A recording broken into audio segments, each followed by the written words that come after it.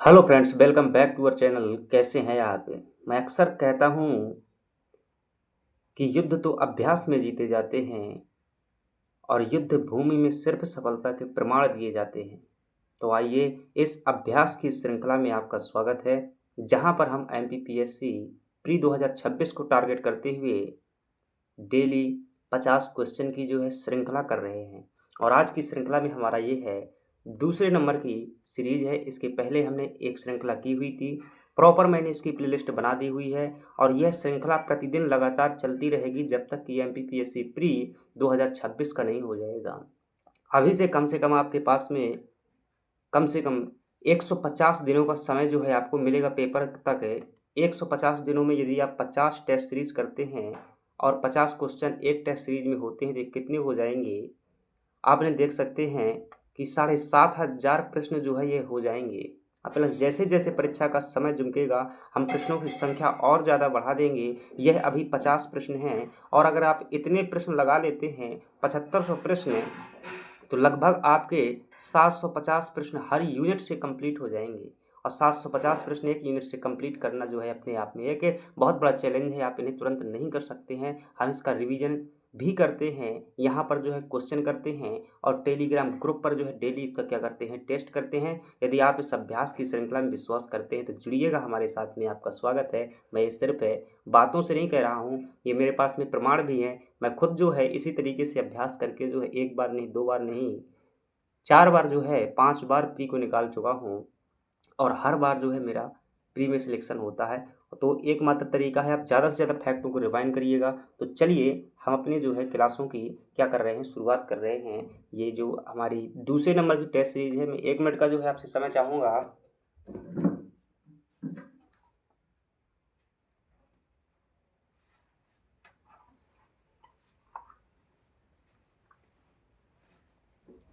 चलिए अब जो है हम अपने प्रश्नों की शुरुआत करते हैं और एक एक प्रश्न को क्या करेंगे, हल करेंगे। अधिकतम आपसे जो मैं है ये आपका आधा घंटे का समय लूँगा। इतने में जो है हम क्या करेंगे, अपने प्रश्नों को क्या कर लेंगे, सॉल्व कर लेंगे। चलिए हम एक एक प्रश्न को देखते हैं और सॉल्व करने का कार्य करते हैं।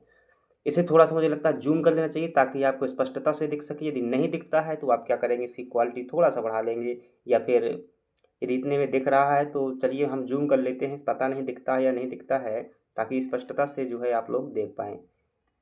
हमारे पास में पहला प्रश्न है और पहले प्रश्न के रूप में है, सिरौली प्रथा किस जनजाति में पाई जाती है? तो मत देखिए, इसमें जो प्रश्न लिए गए हैं ये कैसे हैं, मिक्स्ड प्रश्न हैं। सभी के सभी क्या है, मिक्स्ड प्रश्न इसमें लिए गए हैं।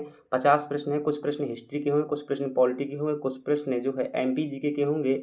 तो इस बात का टेंशन मत लीजिएगा, सभी यूनिट से प्रश्न हैं और ये जो है एक प्रॉपर प्लान है पूरा का पूरा, जिसमें जो है संपूर्ण एमपीपीएससी प्री के सिलेबस को मैंने कवर किया हुआ है। चलिए प्रश्न बात करते हैं, सिरौली प्रथा। तो सिरौली प्रथा किस में प्रचलित है? कोरकू जनजाति में प्रचलित है। याद रखिएगा, जब कोई व्यक्ति जो है उसमें क्या हो जाता है, उसकी मृत्यु हो जाती है, तो मृत्यु होने के बाद जो है मृतक स्तंभ के रूप में जो है एक क्या है, इस प्रकार से खंभा लगाया जाता है। इसी खंभे को जो क्या कहते हैं, सिरौली प्रथा कहते हैं। ये जो है मृतक संस्कार से जुड़ी हुई प्रथा है और इसे जो ये जो खंभा लगाया जाता है, इसको कुछ नाम देते हैं, इसका नाम भी कई बार पूछ लेता है। तो ये याद रखिएगा, ये किससे जुड़ी हुई है, कोरकू जनजाति से मृतक संस्कार की प्रथा है। ये निवाड़ क्षेत्र में पाई जाती है।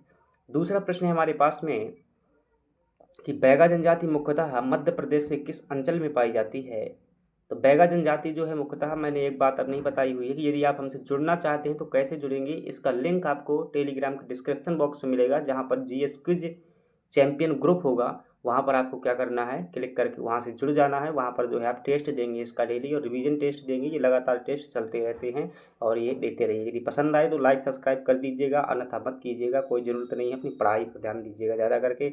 बैगा जनजाति मुख्यतः मध्य प्रदेश के किस अंचल में पाई जाती है? तो क्या बात करेंगे, बैगा जनजाति मुख्यतः जो है ये आपकी नर्मदा नदी के दोनों ओर पाई जाती है, खासतौर से महाकौशल क्षेत्र में पाई जाती है। तो क्या बताएंगे, महाकौशल क्षेत्र जो जबलपुर वाला क्षेत्र है, मंडला वाला क्षेत्र है, वहाँ पर देखने को मिल जाती है।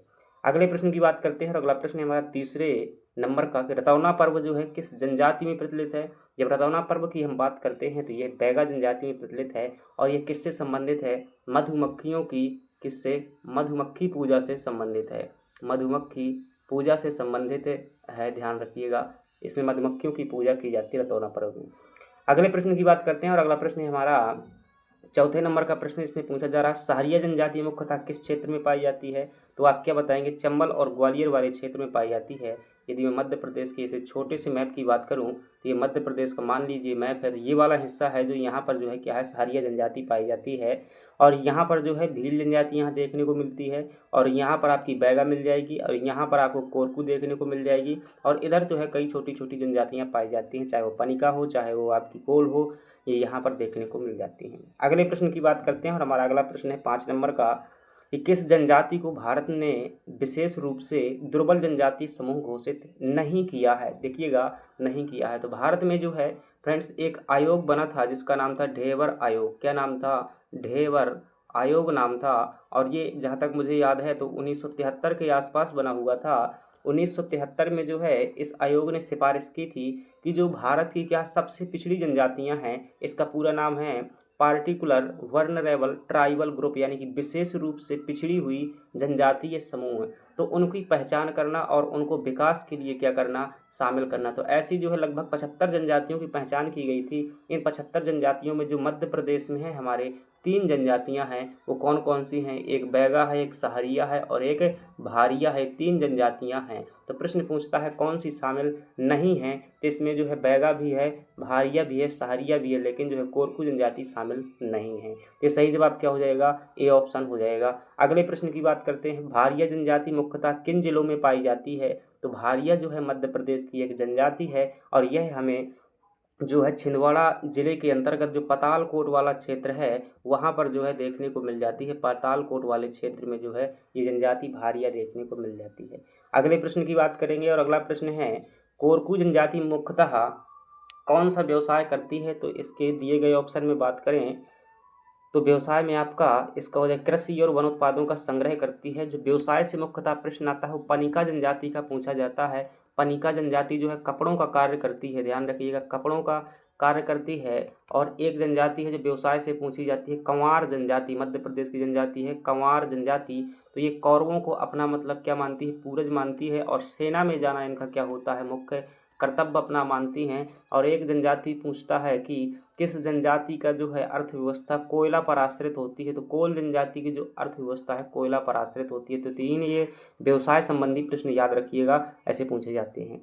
कोल जनजाति का मुख्य नृत्य क्या है? तो आप क्या ध्यान रखेंगे? दहका नृत्य ध्यान रखेंगे। अब ऐसा ध्यान रखें, कोल से क्या हो जाएगा? कोयला इनकी अर्थव्यवस्था मुख्य आधार है अर्थव्यवस्था का। और जब कोयला जलता है तो क्या होता है? मतलब आग का ऐसा दहन जैसा होता है, तो दहका ऐसे ध्यान रख सकते हैं। अगला प्रश्न ध्यान रखते हैं कि बंजारा जनजाति में कौन सा नृत्य प्रचलित नहीं है? तो बंजारा जनजाति बात करें मुख्यतः एक घुमक्कड़ जनजाति के अंतर्गत आती है, और ये हमारे सिलेबस में क्या है? शामिल किया गया है। इसके क्वेश्चन जो है कभी न कभी आगे करके करेंगे। कौन सा शामिल नहीं है तो देखेंगे तो बंजारा जनजाति में मछली नृत्य पाया जाता है, कालबेलिया भी है, तांडा नृत्य भी है, लेकिन गौर नृत्य जो है किसमें देखने को मिलता है? मुख्यतः मुड़िया जनजाति में देखने को मिल जाता है।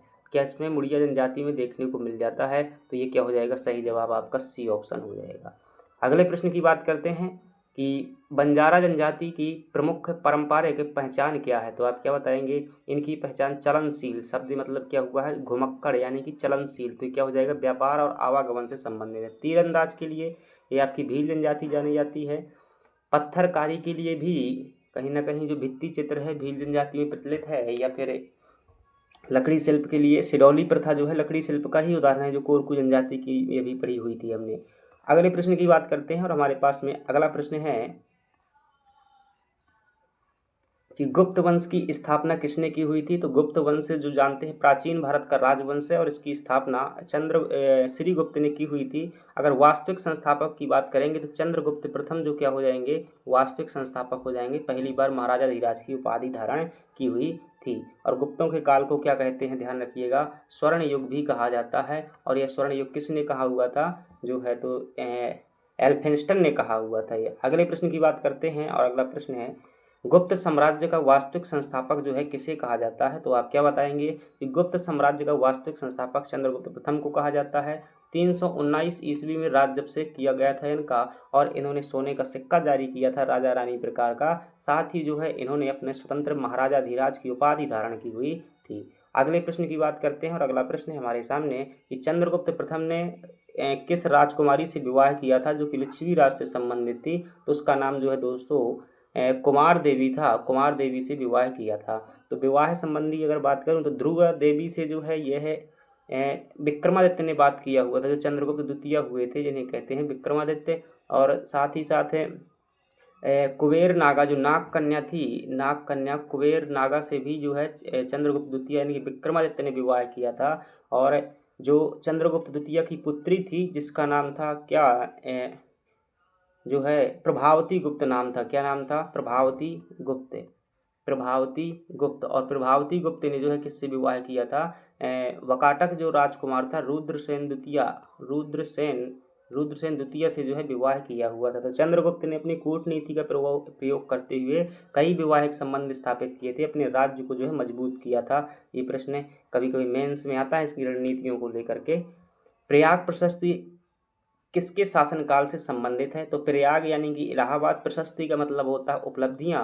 तो इसकी रचना जो की हुई थी हरिसेन नाम के कवि ने की हुई थी। किसने? हरिसेन नाम के कवि ने की हुई थी, जो समुद्रगुप्त का मंत्री भी था। तो इसकी उपलब्धियां जो है इसमें समुद्रगुप्त की देखने को मिलती हैं और इसमें विशेष तौर से समुद्रगुप्त की जो है नीतियों की चर्चा की गई है कि कौन कौन सी नीतियों को अपनाया हुआ था इसने। अगले प्रश्न की बात करते हैं कि समुद्रगुप्त को भारत का नेपोलियन किसने कहा हुआ था। ये नहीं पूछ रहा है किसे कहा गया था, किसने कहा हुआ था। अगर आपको लग रहा है कि प्रश्नों का स्तर बहुत छोटा है तो आप एमपीपीएससी के पिछले साल के प्रश्न उठा करके देखेंगे और आपको 90% प्रश्न जो है वन लाइनर इसी प्रकार में देखने को मिलेंगे, थोड़ा सा फैक्चुअल प्रकार के, जो समानतः देखने में तो लगते हैं लेकिन काफ़ी साइंटिफिक तरीके के होते हैं कि जो उनमें फैक्ट घुसे होते हैं वो फैक्ट थोड़ा सा भूलने वाले होते हैं। तो पहले इनकी रिवीजन कर लीजिएगा, मैं एडवांस प्रश्न भी करवाऊंगा, याद रखिएगा। भारत का नेपोलियन किसने कहा हुआ था? तो इतिहासकार जो विंसेंट आर्थर स्मिथ थे इन्होंने क्या कहा हुआ था? इन्हें भारत का नेपोलियन कहा हुआ था। और कहने का कारण था कि जो है इनके जो दिग्विजय अभियान थे, दिग्विजय अभियान, तो जो इन्होंने दिग्विजय की हुई थी, दक्षिणावर्त के जो है 12 राज्य जीते हुए थे, आर्यावर्त के इन्होंने जो है 9 राज्य जीते हुए थे, साथ ही 8 राज्य जीते हुए थे, पश्चिमोत्तर भारत के राज्य जीते हुए थे। तो इनके कारण इन्हें कहा गया था, तुलना की गई है। अगले प्रश्न की बात करते हैं, समुद्रगुप्त के बाद कौन गुप्त सिंहासन पर बैठा था? तो देखो जो एक कवि हैं जिनका नाम है विशाखादत्त। थोड़ा सा मैं समझा रहा हूँ यहाँ पर, हालांकि वो ऑप्शन में नहीं है लेकिन आ जाए शायद। विशाखादत्त जो कवि हैं ये एक नाटक की रचना करते हैं जिसका नाम है देवी चंद्रगुप्तम। क्या नाम है? देवी चंद्रगुप्तम। और देवी चंद्रगुप्तम में जो है एक शासक का उल्लेख मिलता है रामगुप्त का। किसका मिलता है? रामगुप्त का। कि चंद्रगुप्त द्वितीय अर्थात विक्रमादित्य का क्या था? बड़ा भाई था। अब रामगुप्त के समय पर जो है जो ध्रुव देवी, ध्रुवसेन या ध्रुवा देवी ऐसी नाम करके इनकी पत्नी रहती है, ध्रुवा देवी इसकी रामगुप्त की। तो शकों द्वारा यहाँ पर आक्रमण किया जाता है और उनकी पत्नी की मांग की जाती है। तो ये व्यक्ति रामगुप्त क्या कर देता है? इनको दे देता है, देने को मान जाता है। परंतु जो छोटा भाई चंद्रगुप्त द्वितीय अर्थात विक्रमादित्य था, यह जो है बाद में स्त्री का भेष बना करके जाता है और शकों का अंत करता है, साथ ही साथ जो है रामगुप्त का भी अंत कर देता है। तो इस नाटक के अनुसार देखें तो समुद्रगुप्त के बाद जो है उसका बड़ा पुत्र शासक बनता है अर्थात रामगुप्त शासक बनता है। लेकिन यहाँ पर रामगुप्त ऑप्शन में नहीं है तो रामगुप्त का छोटा भाई चंद्रगुप्त द्वितीय जो है शासन हो जाएगा। अगले प्रश्न की बात करते हैं और अगला प्रश्न है, चंद्रगुप्त द्वितीय ने किस शासक को पराजित कर पश्चिमी भारत पर मालवा सौराष्ट्र पर अधिकार कर लिया? तो इन्होंने शकों को जो है पराजित किया हुआ था और इसी उपलक्ष्य में जो है रूपक नामक चांदी का सिक्का भी जारी किया हुआ था और मालवा संवत भी जारी किया था, जिसे शक संवत के नाम से भी जाना जाता है। प्रश्न आया हुआ है 58 ईस्वी में जो है जारी किया गया था, सॉरी ईसा पूर्व में जारी किया गया था। अगले प्रश्न की बात करते हैं। अगला प्रश्न है, विक्रम संवत की स्थापना किस गुप्त शासक से संबंधित मानी जाती है? अब देखिए थोड़ा सा यहाँ पर अगर गहराई में जाएंगे तो चंद्रगुप्त द्वितीय से मानी जाती है, लेकिन ये जो विक्रम संवत है कब का है? ध्यान रखिएगा 58 ईसा पूर्व का है। कब का है फ्रेंड्स? 58 ईसा पूर्व का है। लेकिन चंद्रगुप्त द्वितीय का शासनकाल तो क्या रहता है? लगभग 400 के आसपास रहता है, 400 ईस्वी के आसपास रहता है। लेकिन जो मध्य प्रदेश के राजवंश अभी हम पढ़ेंगे और वहाँ पर एक राजवंश आएगा जिसका नाम है गर्दभिल्ल वंश। क्या है, गर्द भिल्ल वंश, और उसमें एक शासन रहता है भरथरी का छोटा भाई विक्रमादित्य। उसने ये वास्तव में कार्य किए हुए थे, वो बहुत महान पराक्रमी शासक था और ये उसी की उपाधि जो है चंद्रगुप्त द्वितीय ने धारण की हुई थी। तो वहाँ पर आपको और क्लियरिटी होगी, क्योंकि हमारे इतिहास में प्राचीन काल में कालखंड को लेकर एक बड़ी समस्या है, इसलिए जोड़ दिया जाता है कि ये वही चंद्रगुप्त द्वितीय है या विक्रमादित्य है। परंतु समय से अगर बात करें 58 ईसा पूर्व कहाँ, 400 ईसा पूर्व कहाँ, लेकिन ऑप्शन में विक्रमादित्य यहीं पर है, तो आपका ही जवाब हो जाएगा।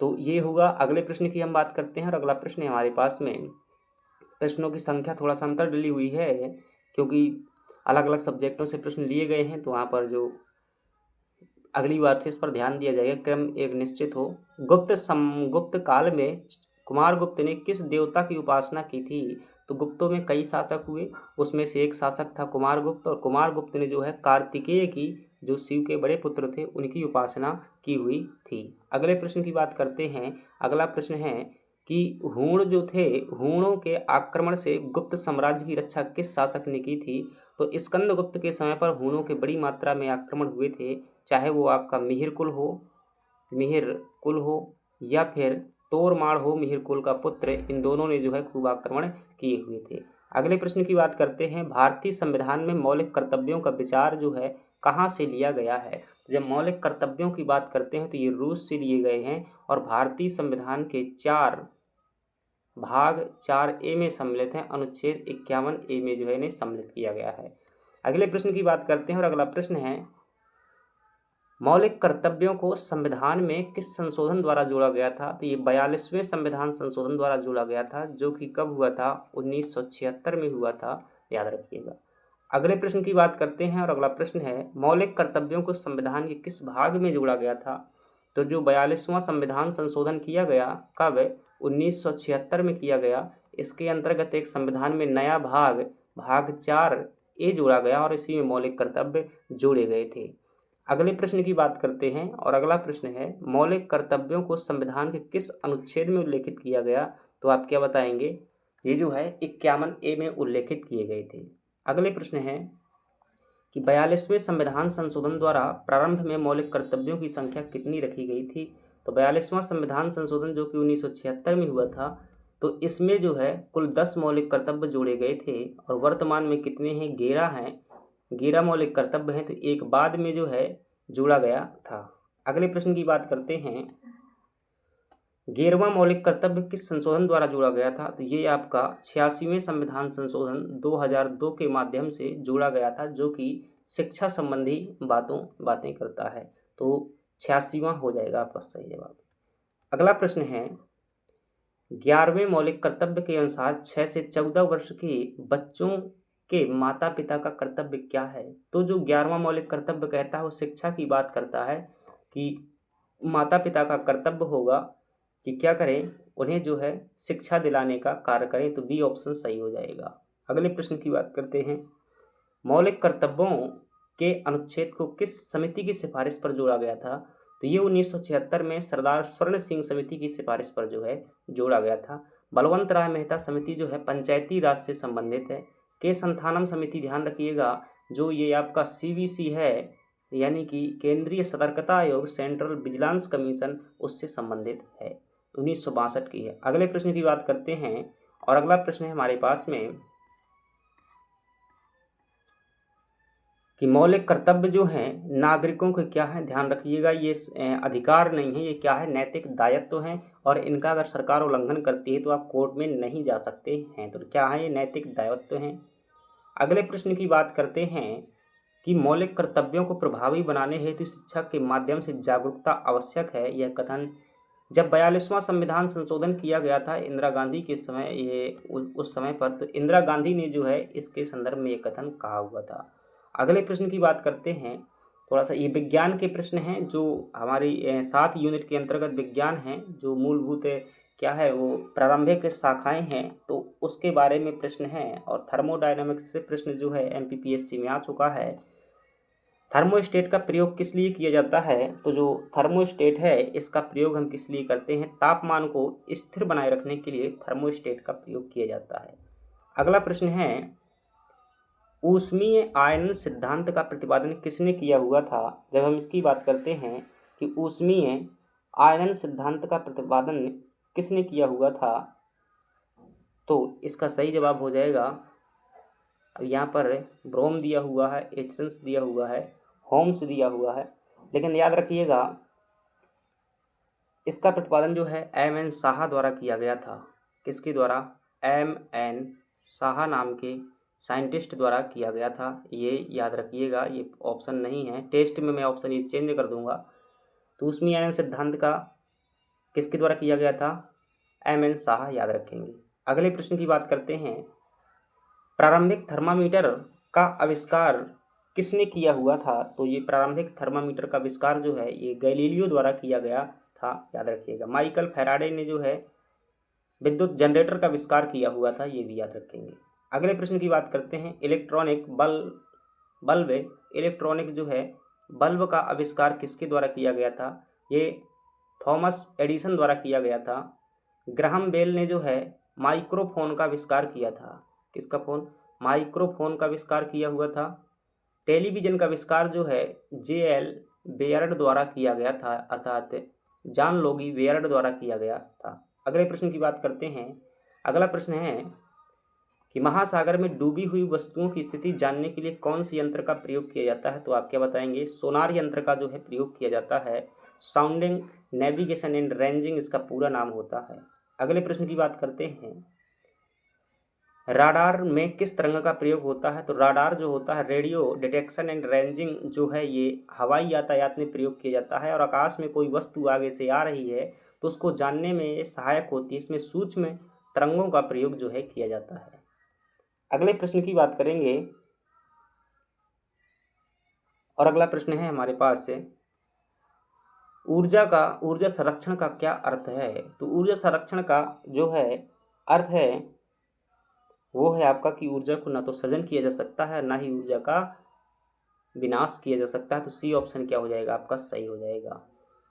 अगले प्रश्न की बात करते हैं, अपकेंद्रीय बल के सिद्धांत पर कौन सा यंत्र कार्य करता है? तो दिए गए ऑप्शन में जो है कपड़ा सुखाने वाली मशीन जो है अपकेंद्रीय बल के सिद्धांत, ये बाहर की ओर लगने वाला बल होता है जो केंद्र से बाहर की ओर लगता है। अगले प्रश्न की बात करते हैं और अगला प्रश्न है, थर्मोस्टेट का प्रयोग किस नियामक का तापमान नियंत्रित करने के लिए किया जाता है? तो ध्यान रखिएगा, जो थर्मोस्टेट का प्रयोग अभी पढ़ चुके हैं, तापमान को जो है स्थिर करने के लिए इसका प्रयोग किया जाता है। ऊपर एक क्वेश्चन रिपीट हो गया है। अगले प्रश्न की बात करते हैं और अगला प्रश्न है, ऊष्मीय आयनन सिद्धांत का प्रतिपादन किसने किया हुआ था? तो देखिए, ऊष्मीय आयनन सिद्धांत का प्रतिपादन जो है अभी हमने ऊपर पढ़ा हुआ था कि M.N. साहा द्वारा किया गया था, लेकिन इसमें जो है ऊष्मीय आयनन सिद्धांत का कुछ योगदान जो है बायोन का भी देखा जाता है। तो यहाँ पर साहा ऑप्शन में नहीं है, तो बायोन लगा सकते हैं। अगले प्रश्न की बात करते हैं कि पन्ना की हीरा खाने किस भू श्रेणी से संबंधित हैं? तो पन्ना की जो हीरा खाने हैं ये बिजावर श्रेणी से संबंधित हैं, जो कि छतरपुर और पन्ना में विस्तृत हैं। इसी में जो है हीरा पाया जाता है। चिल्पी श्रेणी आपकी बालाघाट में देखने को मिलेगी, और साकोली श्रेणी आपको जबलपुर में देखने को मिलेगी, और सौंसर श्रेणी आपको जो है छिंदवाड़ा में देखने को मिल जाएगी। अगला प्रश्न है कि बनास नदी मध्य प्रदेश के किस भौतिक प्रदेश से संबंधित है? तो यहाँ पर दिए गए ऑप्शन के अनुसार बघेलखंड जो है बनास नदी से संबंधित हो जाएगा। ये बनास वो वाली है जो कि सोन की सहायक नदी है। क्या है? सोन की जो है सहायक वाली नदी है बनास। अगले प्रश्न की बात करते हैं। 43 नंबर का प्रश्न है हमारे सामने कि मध्य प्रदेश में सर्वाधिक वर्षा प्राप्त करने वाला क्षेत्र कौन सा है? तो जो सतपुड़ा श्रेणी वाला क्षेत्र है ये मध्य प्रदेश में सर्वाधिक वर्षा प्राप्त करने वाला क्षेत्र है। अगले प्रश्न की बात करते हैं और अगला प्रश्न है कि निम्नलिखित में से पशुओं में से कौन सा वो पशु है जिसका हड़प्पा संस्कृति में निरूपण नहीं किया गया है? तो जो इसकी जानकारी हमें मिलती है वो किससे मिलती है? जो वहाँ की मोहरें होती थी उनमें पशुओं का अंकन किया गया है। गाय पशु का कोई अंकन देखने को नहीं मिलता है। अगले प्रश्न की बात करते हैं कि निम्नलिखित में से कौन सा एक हड़प्पा स्थल नहीं है? तो दिए गए ऑप्शन में बात करेंगे तो सहगौरा जो है ये क्या है? मौर्य काल का स्थल है जो कि उत्तर प्रदेश में स्थित है, गोरखपुर जिला में। तो ये क्या हो जाएगा? सही जवाब हो जाएगा। अगले प्रश्न की बात करते हैं और अगला प्रश्न है किस हड़प्पा नगर में जुते हुए खेत के साक्ष्य मिले हुए हैं? तो ये कालीबंगा से मिले हुए हैं और ये आपका राजस्थान में स्थित है। लोथल आपका गुजरात में है और मोहनजोदड़ो ये सिंध प्रांत में पड़ता है और धौलावीरा आपका भी ये भी गुजरात में पड़ता है। अगले प्रश्न की बात करते हैं और अगला प्रश्न है, भारत की संविधान निर्मात्री सभा के उपसभापति कौन थे? एमपीपीएससी में आया हुआ प्रश्न है। तो फ्रैंक जे एंथोनी थे। ये मध्य प्रदेश के जबलपुर से, ध्यान रखिएगा। लोकसभा में कई बार मनोनीत सदस्य रह चुके हैं। ये एंग्लो इंडियन थे, मनोनीत सदस्य रह चुके हैं। स्वतंत्र भारत की संविधान सभा के वक्ता कौन थे? तो ये जेबी कृपलानी साहब जो है स्वतंत्र भारत की संविधान सभा के वक्ता थे। प्रारूप समिति के अध्यक्ष भीमराव जी हो जाएंगे। राजेंद्र प्रसाद अध्यक्ष हो जाएंगे। सी राजगोपालाचारी। चलिए अगले प्रश्न की बात करते हैं और हमारा सेकेंड लास्ट प्रश्न है 49 नंबर का। संविधान सभा के उपाध्यक्ष कौन थे? तो देखो उपाध्यक्ष देशी रियासतों के लिए जो कौन थे वो बीटी कृष्णामचारी थे देशी रियासतों के लिए, और जो एच सी मुखर्जी थे ये ब्रिटिश भारत के लिए थे। किसके थे? ब्रिटिश भारत के लिए थे। तो यहाँ पर क्या हो जाएगा आपका? दोनों ऑप्शन सही हो जाएगा। अगले प्रश्न की बात करते हैं, भारत का संविधान कब लागू हुआ था? 26 जनवरी, देखो 26 नवंबर 1949 को लागू हुआ था। अगर हम बात करेंगे किसके अनुसार, प्रस्तावना में दी गई तिथि के अनुसार बात करेंगे 26 नवंबर 1949 को। 26 जनवरी 1950 को भारत का संविधान पूर्ण रूप से क्या है लागू किया गया था। ध्यान रखिएगा इस समय पर जो है 16 आर्टिकल जो है लागू हुए थे, लेकिन प्रस्तावना की तिथि के अनुसार सही जवाब क्या हो जाएगा? ये हो जाएगा। जब आपसे पूछे कि कब पूर्ण रूप से लागू हुआ तब आप ये ऑप्शन लगाइएगा। तो फ्रेंड्स ये क्या हुआ हमारा जो है, हमने ये टोटल जो है कितने प्रश्न देखे? हमने टोटल ये एमपीपीएससी के लिए 50 प्रश्न जो है एक टेस्ट के रूप में देखे हैं। अब आपकी बारी है कि इसका क्या दीजिएगा, टेस्ट दीजिएगा और 100% नंबर जो है इसमें लेकर के आइएगा। और इससे क्या होगा, डेली आप टेस्ट देंगे 100% नंबर लाएंगे, आपका कॉन्फिडेंस बढ़ेगा। और इसका जो है आप रिवीजन टेस्ट जो है संडे को देंगे, जिसमें भी आपको 100 प्रश्न मिलेंगे उसमें भी आपको 100% जो है स्कोर करना है, ताकि इससे क्या हुए लगातार जो है आपका कॉन्फिडेंस बढ़ता रहे। यदि आपको ये प्रयास हमारा अच्छा लगा है, मेहनत अच्छी लग रही है, तो प्लीज़ हमसे जुड़िएगा। और जुड़ने के लिए जो है आप जो हमारी मेहनत के रूप में क्या कर सकते हैं, वीडियो को लाइक कर दीजिएगा, चैनल को सब्सक्राइब कर लीजिएगा, और जो ये टेस्ट देना है अगर तो आप ग्रुप को ज्वाइन कर लीजिएगा। इसका लिंक भी देखिएगा आप, डिस्क्रिप्शन बॉक्स में आपको मिल जाएगा। चलिए थैंक यू, मिलते हैं नेक्स्ट डे। धन्यवाद।